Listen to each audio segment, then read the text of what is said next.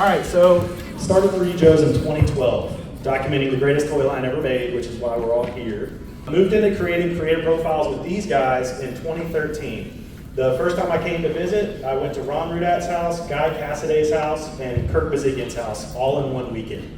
It was amazing. I swore I wasn't going to buy any pre-production, and Ron forced some on me anyway. I don't recall what they were. I recall. It was Snow Serpent. I got a pretty good run of Snow Serpent. I got Bazooka, and I think I might have gotten the AVAC color sheet. You never forget your first interaction with Ron Rudat. It was a very, very special weekend. It's always a pleasure to see these guys. They're all very humble, extremely talented, obviously. And you know, they hadn't worked in the toy industry. Now, Ron's been doing some wrestling figures, so I don't want to make like gross generalizations, but he hadn't made G.I. Joes, Ron hadn't, since 1994. Some of you might not know, but all of the humanoid Star Brigade figures from 1994 were designed by Ron Rudat in December of 1992. So he can stake claim to actually designing figures from 82 to 94. So anyway, I got to know the guys, made some creator profiles with them. I had some help along the way from my friends at Declassified. In 2015, I started this softcover book series. Anybody here buy this? Thank you. You guys are my long timers, and I appreciate you. 2019 to 2023, we worked on the omnibus hardcover. And when I say we, there's dozens of contributors, but the lion's share of it was done by myself and Chad Huckle. Chad Huckle's a hell of a collaborator. He's done stuff with Mark Balomo, with YoJo.com, with 3D Joes. So Chad's a lifesaver on that project, and he's getting ready to help me with the field guides too. So God bless you, Chad. All right, 2020. Let's talk about the birth of all this craziness. Like this is fast forwarding 5 years, but really this started in 2020 when I came to Ron and said, Ron, would you like to design an all-new action figure from scratch and I film with you? How did you feel getting roped back in? Well, no, I really enjoyed working on figures of any kind, really. But Carson came up to me with this idea that he said, this is something I don't know, 6 or 7 years old, and I drew this Rottello guy on a piece of paper, and he still had the paper from that time. And yeah, he called the figure Rottello because it had a homing pigeon attached to send messages out and whatever. So, and yeah, so I went with it, and you know, hopefully it made this guy happy. You really did. You really did. The final product, like the proof is in the pudding, right? So for that first figure, we had Ron Rudat doing all the design. Kirk Bazigian, the old G.I. Joe brand manager, doing review and markup.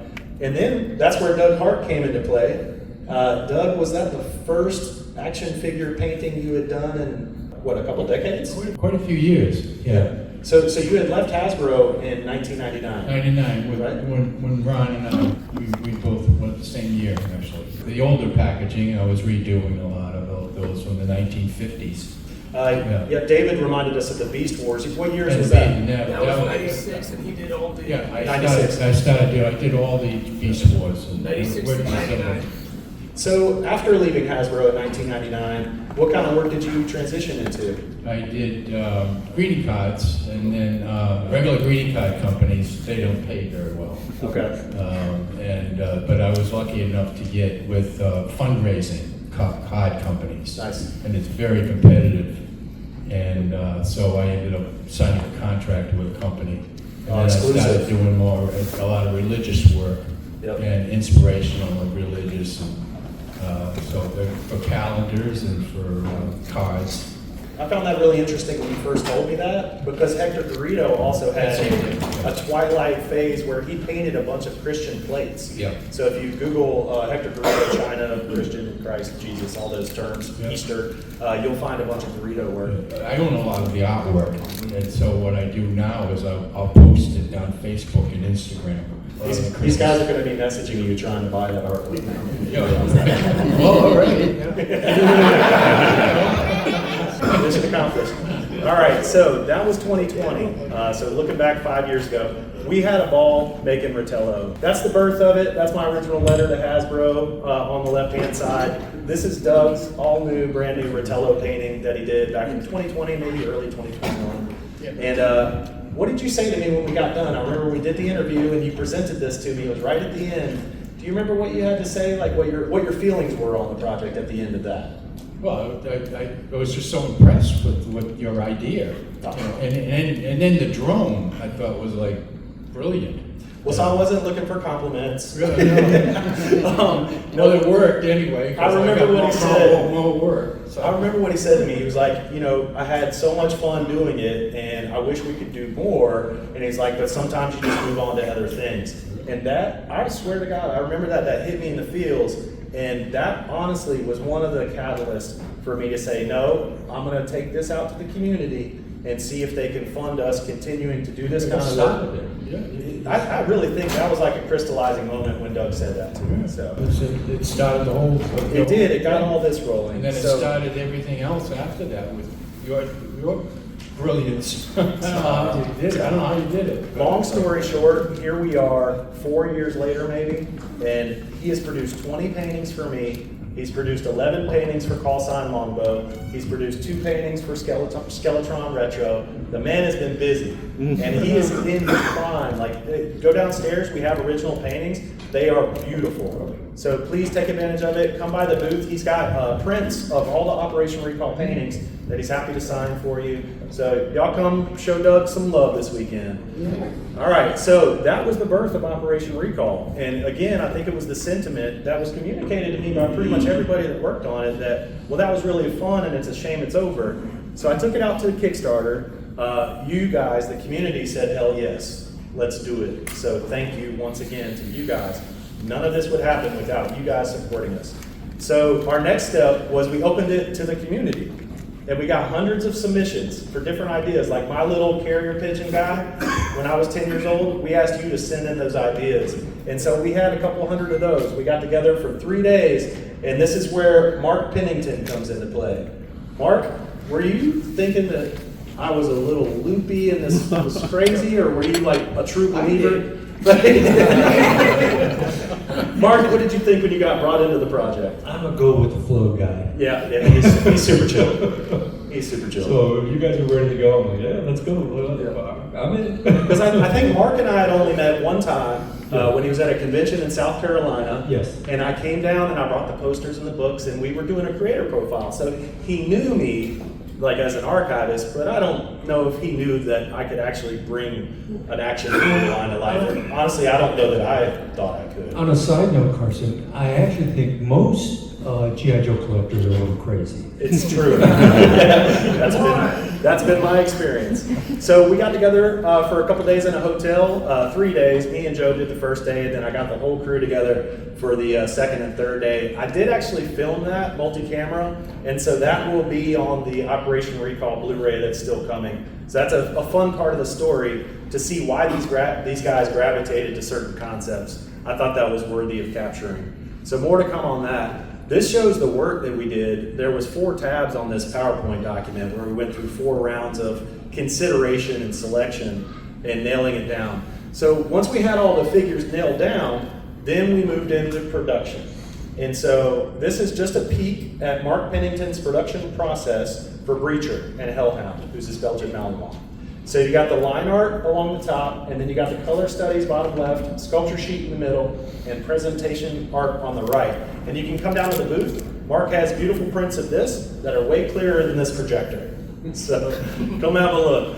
And then here's Ron Rudat's look at Dark Reapers, and same thing, line art across the top, color studies on the left, sculpture sheets in the middle, and presentation artwork on the right. So the good news, this is kind of a reveal here. I've talked about it at shows, but I have not posted this online. I've already done all the design work to create 2-inch, 2.5-inch by 3.5-inch inserts that go behind every single figure that show this creative process for all 20 figures. So the reason you have that orange there is because, you know, the color bubble behind the figure is orange, and I don't want it to be obvious or take away from the aesthetic of that beautiful mint on card vintage figure, but I wanted to get all this artwork in there like CD liner notes. You remember when you get a CD and you pull it out and you listen to it and you read the lyrics or see whoever the writer was? So that's the experience I want you guys to have. I want a trumpet. Ron Rudat did this. Mark Pennington did this, you know? So hopefully you guys enjoy that. So we went to sculpture. This was Bill Merkline and Mike Good, and they did all 20 figures for us. I'm not going to go in depth on them because they're not here, but God bless them. They did amazing work for us, and I'm super grateful.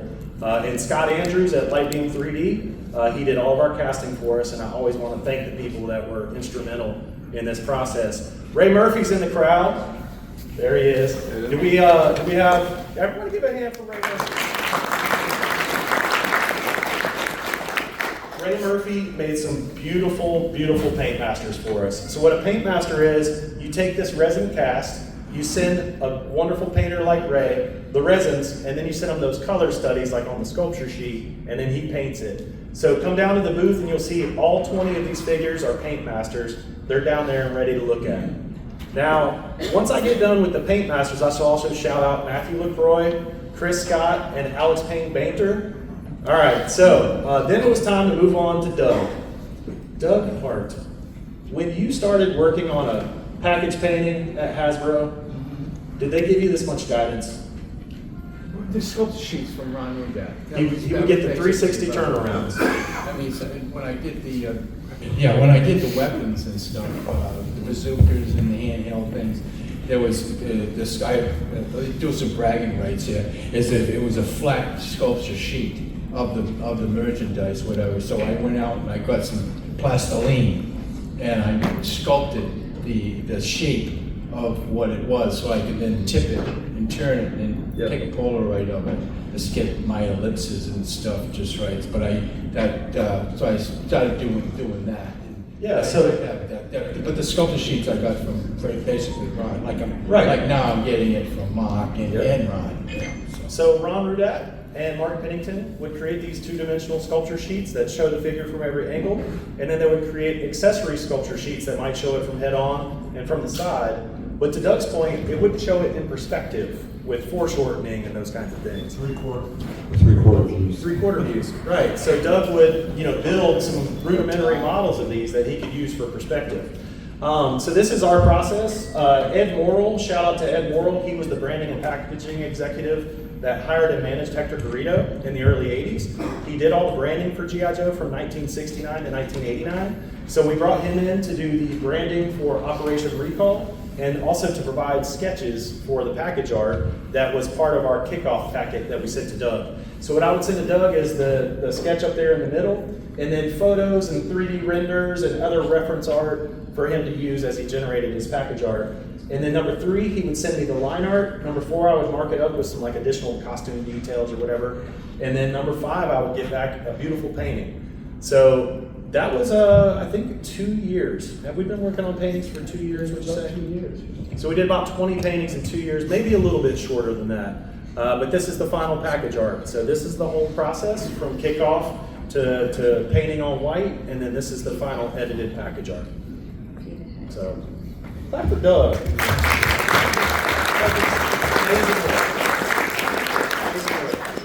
And we got more coming from him. All right, so this is the creative process update. Figure design complete, Ron and Mark. Figure sculpts complete, Bill and Mike. Paint masters complete, Matt, Chris, Ray, and Alex. Paint master, scale masters are all up here, and I want you guys to come look at this at the show. We've got it on the tables. This shows them at the scale that they're going to be manufactured and with correct proportions. Because sometimes a head sculpt will be too big, or the shoulders wouldn't go out far enough, or whatever. And we're correcting all those things, and this is the first mock-up of that, but that actually happens in 3D once they're scanned at the factory. Paint master, scale masters, that's what that is. Package art by Ed and Doug, complete. And the packaging by Ed and his son Sean Morrill and myself, that's all complete now. So all year 1 packages, we're gonna run through them real quick. This is all 20 paintings and all 20 packages.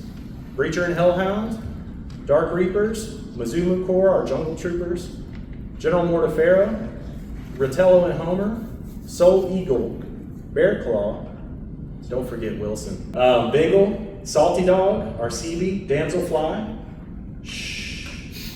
Runback and Pack Dog, Night Raid and Ozzy, Cadavers, Lilith, Clanker and Tank, Scrounger and Luna, Snakeheads, Ratello and Homer Midnight Ops, that's our only repaint.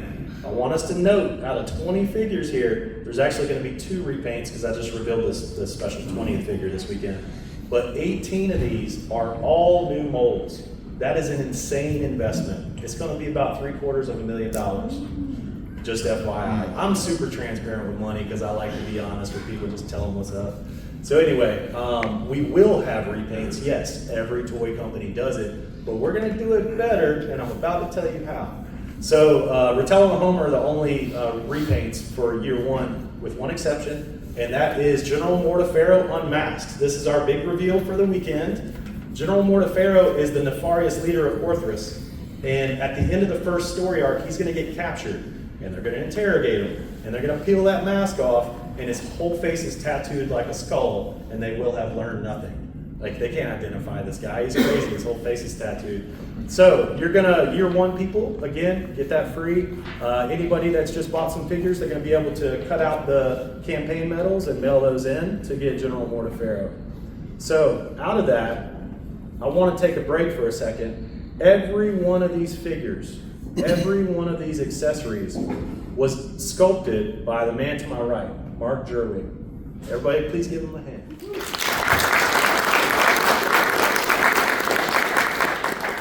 This is a ton of work, a ton of accessories, and Mark had the patience to even set me up on Autodesk Fusion 360 so I could jump in and look at his work and like maybe even move some things around and break things.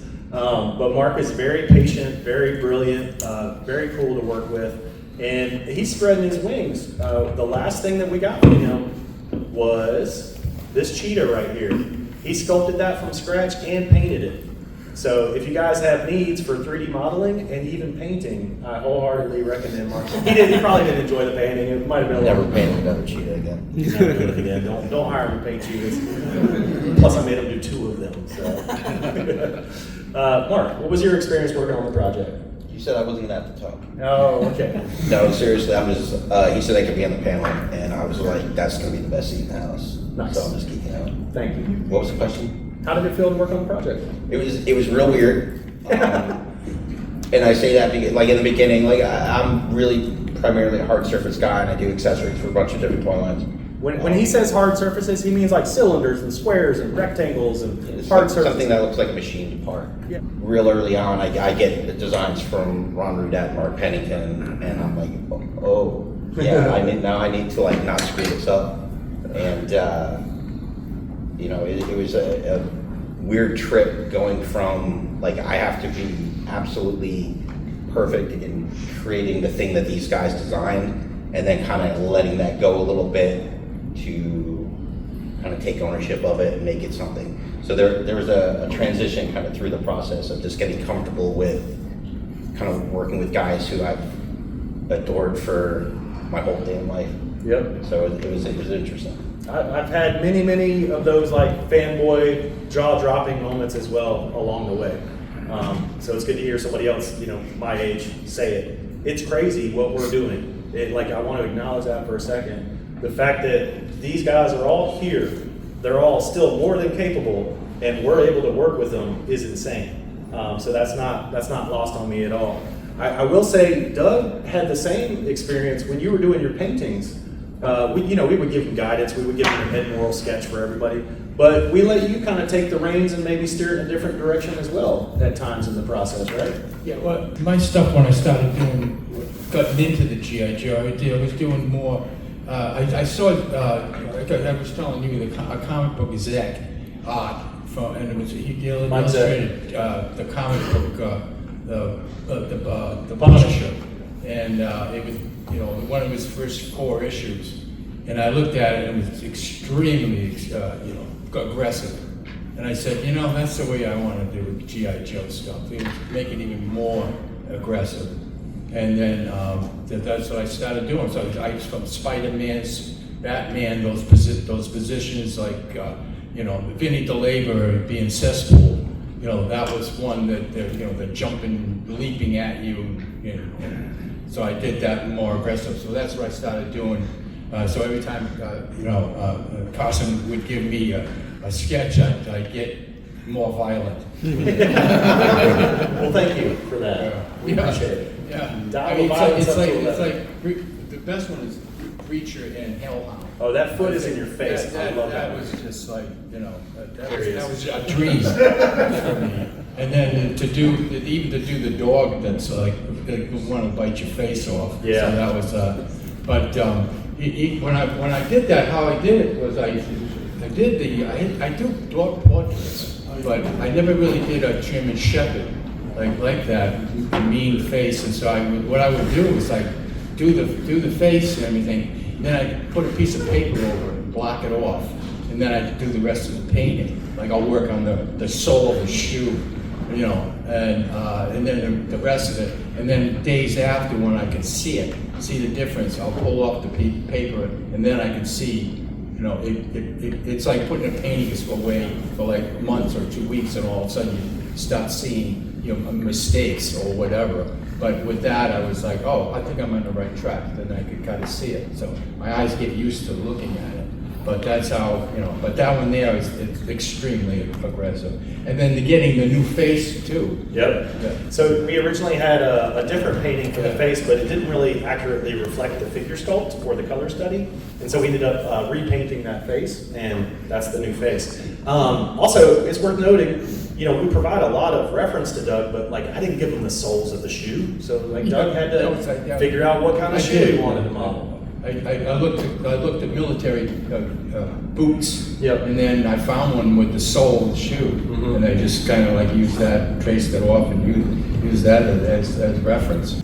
None of the sculptors, Bill Merkline or Mike Good, sculpted the bottom of the shoes, right? But our factory guys are so great that we are sculpting treads on every shoe, and it's unique, you know, patterns for each foot. So I'm really, really happy with the guys that I'm working with. I'll talk a little bit about manufacturing in a bit, but it's just a segue there where I was thinking about the soles of shoes. We're not leaving that detail out. So Doug, for the most part, he stuck with the poses that Ed and I sent, but there was other ones where he's like, you know, I want to try something else. And I'm like, you go, Doug. You do something else. Run back is a good example. Yes. Which you was sending me. Because she was and the dodging robot. behind it. Yeah, it She was like hiding behind it. Right. It's like, yeah, no. she was like a romper room kind of like look to it, and so I said, let me see if I can do something a little different here with that. Yep. And then So it turned into that. making the robot too. That's a little bit, which is brilliant. I think great idea to have that done. I just saw it on. They were in the soldiers in the army parade. Yep. They had With the robots. Yeah, this is the future of just like warfare. that. So it was pretty neat. All right, so we finished all the paintings. Congratulations, Doug, and thank you. I picked up the last 5, maybe 2 or 3 weeks ago at your house. So I always drive around for this stuff too. I don't let these guys mail this stuff because I'm so paranoid that something's going to get lost in the mail and it's like irreplaceable. We also have Larry Hama on the file cards. And what I wanted to show you this one file card for is because when we do a sub-brand, like Midnight Ops, you'll notice that there's different anecdotes for those lines. So Larry right now is working on the new anecdotes for our file cards for our year 2 figures that are going to have, that are going to be from a sub-line. So next up is mass production. We're obviously already knee-deep in this. The Wave 1 prototypes are downstairs. Please come by and look at them. This is your first chance to see them at their 3.5 to 4 inch scale.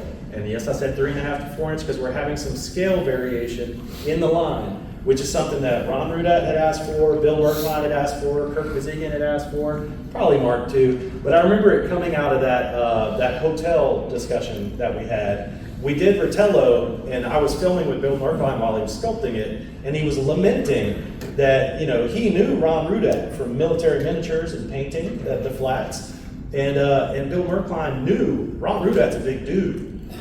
So when Leathernet came across his table in 1986, he wanted to make a bigger buck for Ron Rudat, and I believe it was it William Avery that was the sculpting manager? Roger Avery said no to that. So unfortunately, back in the day, they wanted size variation in bucks, and it very rarely happened. Do you want to talk about that? Like back in the day, did you also ask for different sizes?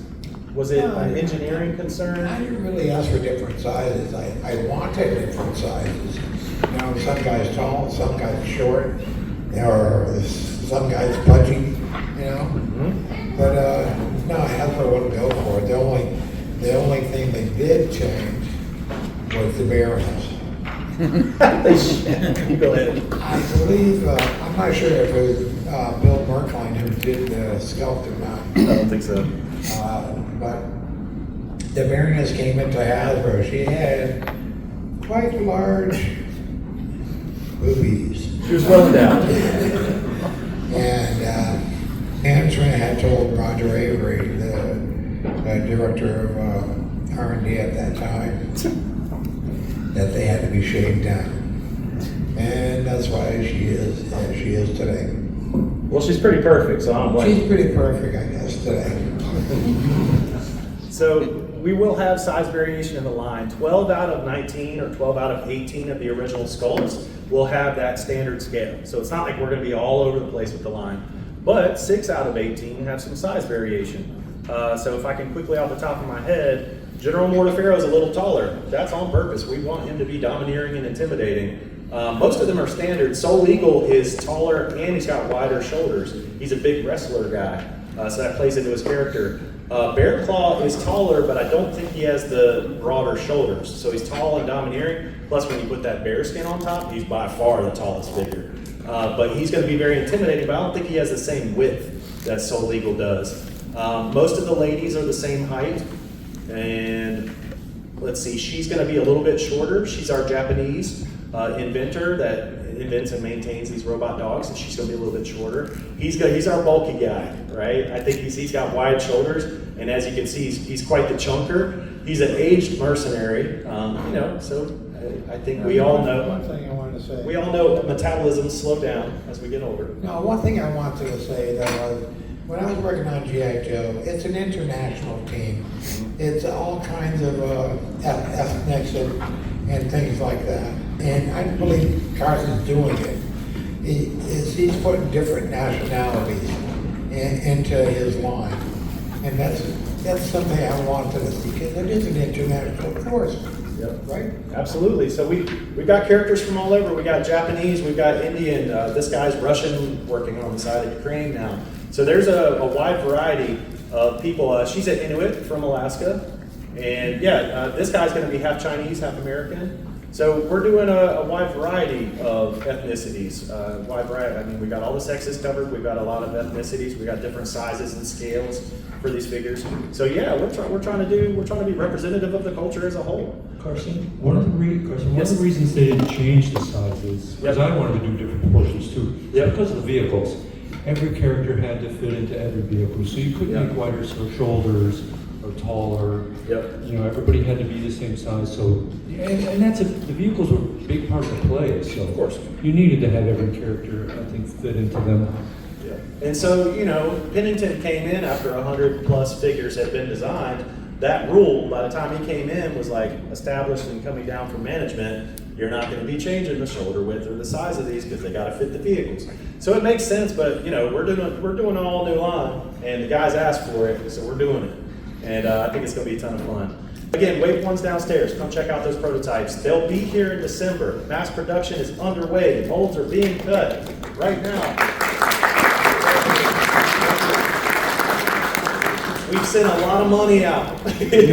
Toys are coming back. It's very exciting. All right, Wave 2, 3 of the 4 prototypes just got sent to me this week. Ritello was included, and I sat there and teared up at my computer like a little 10-year-old boy, excited that his dream was coming true. All these years later, I took my time going through those photos and videos that he sent to me, and it was very moving. It was very moving, and you guys have helped make all that a reality. And I've helped, several people in the crowd to have that same experience. They're loving the experience too. When we get to year 3, God bless if we do, thank you guys for getting us there. We'll open it back up for community submissions again for year 3. So for year 2, we've got enough ideas for now, but stay tuned. I'll do this for 20 years. You guys will go as long as you want to. I'll be dead. Pennington says he'll be dead, but he's looking pretty healthy. All right, anyway, Wave 3, we've already scanned those at the factory, and I'm already working with Carter the Conqueror, who's a former Hasbro guy, a sculptor, amazing, super responsive, very detailed, bringing his own ideas to the process yet again, and we're making all the final tweaks. So like when you see the Wave 1 prototypes downstairs, those have been heavily influenced by Carter. So shout out to Carter. Waves 4 and 5 are at the factory, so everything has already made it from me to the factory for year 1, and I'm very excited about that. That's so much pressure off of me. The resin cast, the paint masters, they're all there. So we're working through post-production. This is the Wave 1 scale comparison. You can see how Mortafero is a little taller, and that's the Delta 17 exclusive that they have at the show right now that you can go purchase. Shout out to Steve from Delta 17. He had a 3-hour conversation with me last year that changed, I'll say, the speed of production for this project. So we all owe a thanks to Steve from Delta 17. We're working with their factory. Our figures will be cross-compatible. And, you know, I've told Steve already, maybe we share molds down the road. You know, I'm gonna have 18 all brand new figures, and he's developed 11 figures of his own with more in the pipeline. So look, man, this format is gonna be owned by the fans going forward. That's my belief wholeheartedly. The competitors that are bigger businesses, they're not nimble enough, and I honestly don't think they're as inspired as we are. So that's my pitch. Like, you guys support these lines, and I think we'll produce even better stuff. So there's Wave 1 prototypes. Oh, big reveals. You guys want spoilers? If you don't, turn your seat around 180 degrees. All right, this is year 1 Breacher and Hellhound. This is a 3D deco sheet at the factory. This is year 2 Breacher and Hellhound Desert Ops. He will have a tan-colored stand. He will have an entirely different head mold. Get that baseball cap off of there. And he will have a ballistic Ronin helmet. So we don't want to repaint and re-release like Python Patrol and Tiger Force. We want to do more like Sky Patrol, where you have something a little bit new, a little bit different about it that makes it feel less like a money grab. And all we have to do is think about it up front. So when we're cutting the tools for Breacher, we go ahead and cut a couple extra parts. It's just like with a little upfront planning, we can make the experience more fun for you guys. So Dark Reapers, it's a very subtle change, but the trooper has smoke grenades on his arm. We're actually gonna pop that piece off and put a communications tablet on the officer because he's leading the squad and he needs those plans and needs to be able to communicate. So it's just little thoughts, and of course we're changing the decos, right? The decos are all gonna be different. Year 1, we got Mazuma Core. There's already 2 of these. This came from Mark Pennington when we were in that original meeting. He started talking about scarification patterns that Africans might use to commemorate significant events or as a show of your ascension into manhood, that kind of thing. And so we ended up sculpting 3 different sets of arms for Mazuma Core. They're also going to have 3 different skin tones because we all have different skin tones, right? So this is version A with 1 set of arms. This is version B with a different set of arms with different scarification patterns and a different color, different skin tone. This is year 2, Werejackal. He is the leader of Mazuma Core. He's got the darkest skin tone. He's unmasked, and he's got his own scarification patterns on his neck and his forehead, continuing that theme up from the arms. So a little bit of planning, cut 1 extra piece, 1 extra head sculpt. Go ahead and have Mike Good sculpt it while he's sculpting the masked figure. And when you guys get a year 2 leader of the Mazuma Corps, it feels like a new character instead of just a repaint. General Mortafero, you've already heard about the 2 of him. So you're gonna get the carded figure for General Mortafero, and then you're gonna get the mail order Mortafero unmasked.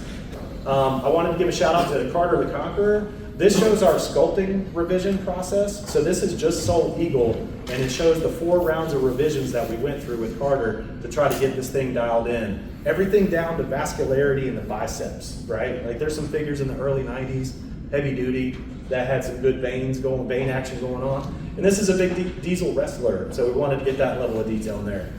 All right, year 2, you've already seen Rotello Midnight Ops for year 1. Year 2, he's getting some reinforcements. There's gonna be 5 Midnight Ops figures. Now this is Bingle. What can you tell me is different about Bingle? Does anybody notice a difference about Bingle here? She's got hair, yes. So the original version has a bun, her hair's up in a bun. And then this version is gonna have more like 1984 style rubber, like a separate piece of plastic. And she's gonna let her hair down for Midnight Ops. But that's not all. She's gonna add a mask that can be removed. It's got a split down the back. And she's gonna have night vision goggles. So she's our sniper. It made sense that she would have some NVGs or some heat sensing goggles. So that's all just stuff, if we put a little thought into it up front. Thank you, Carter the Conqueror, for sculpting that stuff. We can make the year 2 releases memorable and feel different. This is our year 1 and year 2 comparisons for Breacher. So you can see with and without the hat. There's the ballistic helmet inputs, and there's the model. So I'm working through that kind of stuff with Carter right now. for literally every figure that we re-release, we're gonna have some unique pieces and parts to it. So my commitment to you, with the exception of Rotello, because we're already kind of too far along now, if and when we do re-releases, there will be something unique about it for you guys to enjoy.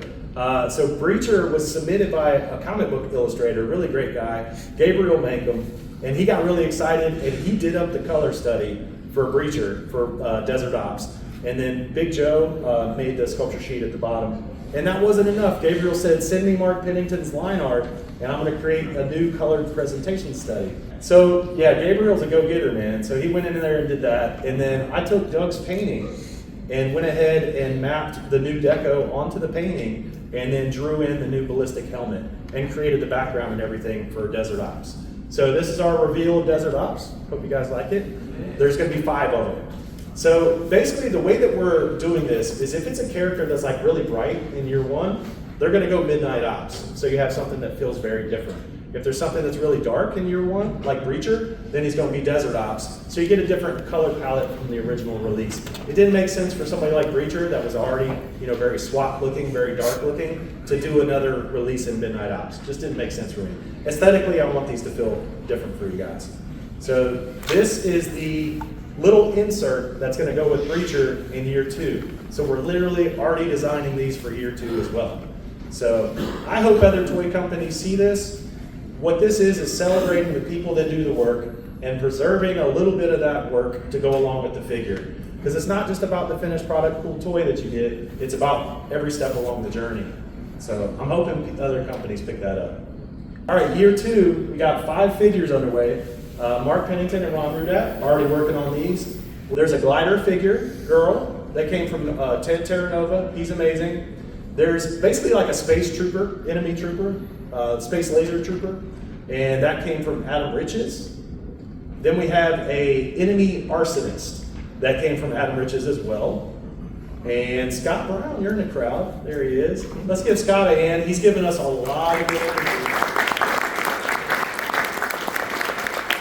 Scott has given us a lot of good energy and a lot of good ideas in this project. And I gotta say, like between Scott and David and all the other concept creators that put up with me messaging them at all hours of the day while I'm working on this stuff, they give me good energy, they proof what I send them, which is amazing. This one guy, Gabriel, is incredibly detailed. So I couldn't do it without you guys. So seriously, thank you for being along for the journey. So we got our enemy arsonist, and then this guy is like, basically he's got a pack rat that breaks down and folds up and goes on his backpack. So Ron's working on that guy right now. He's really cool.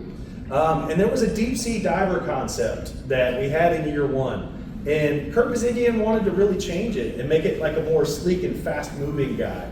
So that evolved into snakeheads. And I love snakeheads, especially when I got the paint master back. The colors really pop. He's in the booth, come see him. He's amazing. Like he's like a sleeper that people didn't, I think we got some blowback because it was like, man, I really like the deep sea diver idea. And I'm like, yeah, I did too, but Kirk said he wanted to be fast. So you don't bring Kurt Bazigian into a project if you're not willing to take his feedback and trust that he's got the right instincts. And so I'm willing to trust it.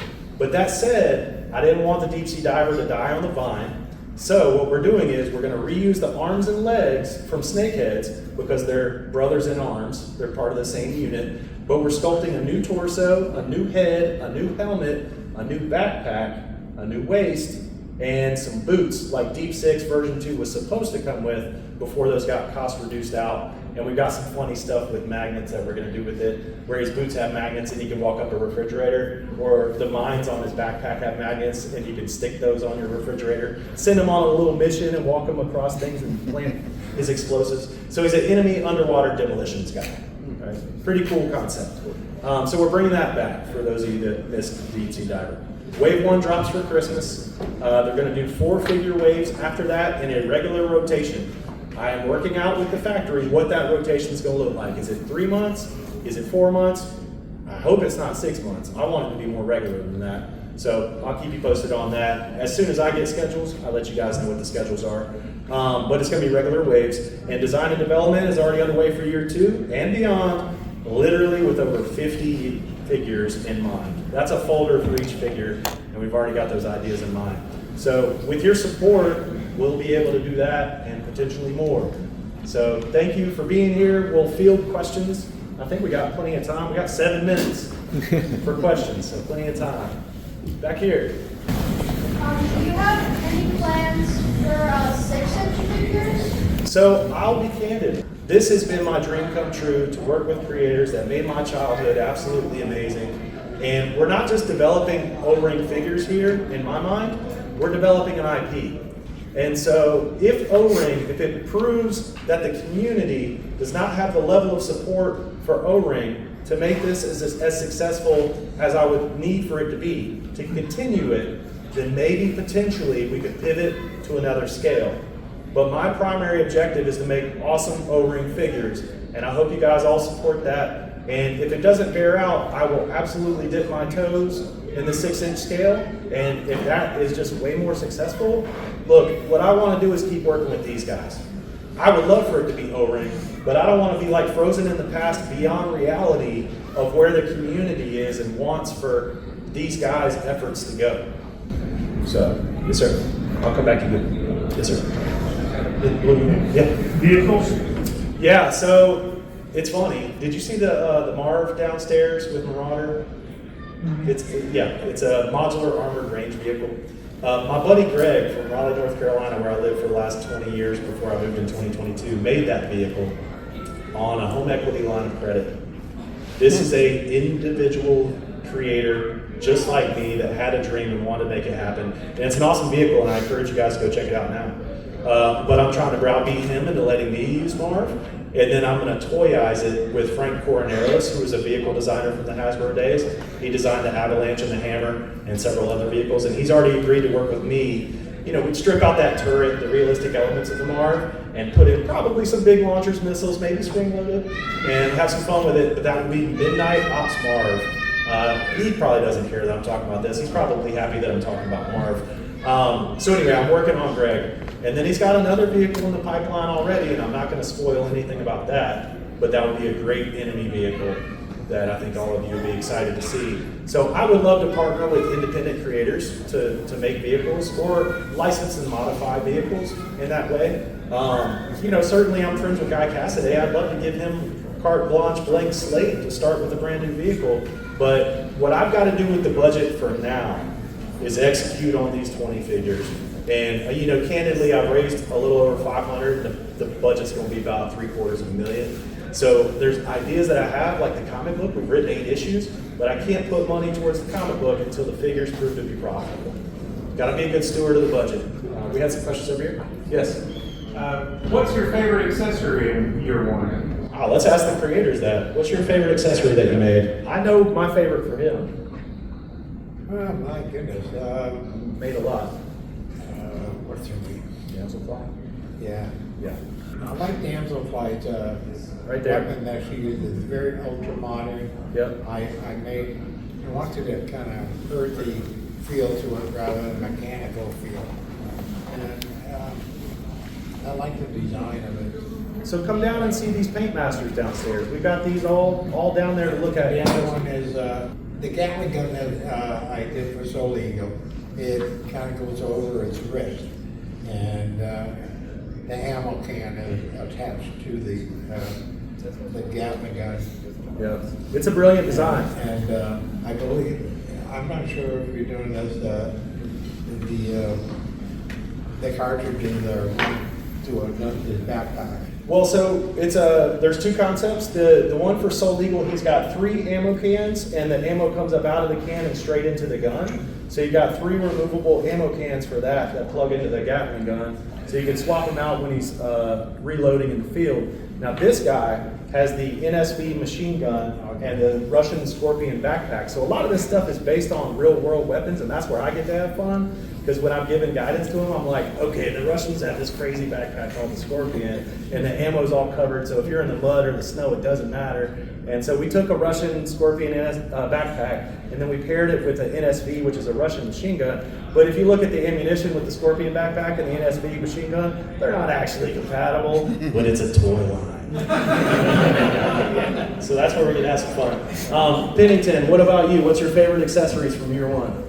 Something that I actually liked. I like the robot dog. Yeah. That's a Boston Dynamic dog anyway. Yeah. But what I really liked about it was I wanted to see different sizes of it. I wanted to see some that are cat sizes, the size of a cat. I wanted to see them the size of deuce and a halves. Yeah. You know, so they could carry big bridges or jeeps or whatever they, you know, or troops or troop carriers. But I just thought that would be awesome to have that thing in different sizes, especially a large one, you know, to be a vehicle almost. You'll see the Deuce 2.5 or whatever he annotated it as in the little pre-production packet that goes in the figure. No, a deuce and a half is a troop carrier. It's a truck. Okay. I wanted to see one of those dogs the size of a deuce and a half. Gotcha. But you noted it as Deuce. Oh, yeah. Yeah. So anytime they put in like little annotations explaining what things are, I try to keep that stuff. Plus, Ron has really pretty handwriting. All right, Doug, what was your favorite painting? And then we gotta wrap it up. I just finished that night raid, and that was a challenge. Yep. And it was like, because I was at the layout and everything that and the reference, I was like, what is this? You know, I could not figure. And I asked you for more reference. Yep. And you sent me some that had the shield and how the Gatling kind of like the metals go around the shells. Yeah. So that's what I used. And I was Scorpion telling you background. when you saw the painting that I try to indicate the brass in the middle Yep. of the two sections that are holding it, which the reference that you gave me. But at first I was like, what is this, a flag? You know, I didn't know. So anyway, it was a challenge to get that. And I'd never seen anything like that. And, You nailed it. and since day one, I've never seen a weapon like that. Well, that's what we're So- trying to do. We want to introduce some weapons and accessories that are kind of new and cutting edge, like G.I. Joe did back in the day. I mean, of course, some of them are totally made up and fake, but you know, we're being inventive and playful. Okay, it's 3:01. Is the next panel here? Are the next panelists here? Okay, yep. So we're going to shut it down then. Thank you guys. I appreciate you.